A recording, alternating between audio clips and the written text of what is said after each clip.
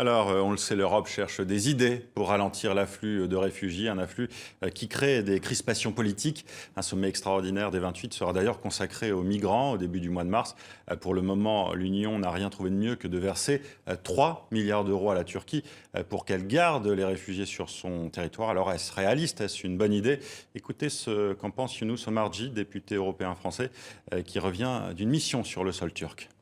Vous voyez bien que l'Union européenne veut faire jouer aujourd'hui à la Turquie le même rôle qui était dévolu à la Libye à une autre époque comme pays de rétention des réfugiés. Tout cela manque de perspective. Nous ne réglerons pas de cette manière cette question, puisque au-delà de la crise syrienne, nous savons que le flux des migrants sera grandissant tout au long de cette décennie. Il suffit de regarder les chiffres et les rapports de force au niveau de la démographie mondiale.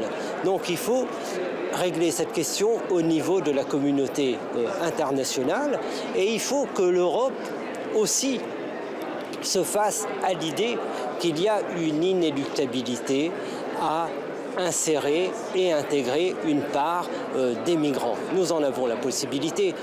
Il ne faut pas avancer avec la peur. Nous sommes un pays de plus de 500 millions d'Européens que représentent les 2 millions de réfugiés. Tout dépend si nous considérons cela comme un fardeau ou au contraire peut-être comme une chance. Malheureusement, il semble bien que les peuples européens aujourd'hui, gagnés par la peur et d'autres démons qui traversent les sociétés européennes depuis bien longtemps, ne voient pas cela sous un angle positif.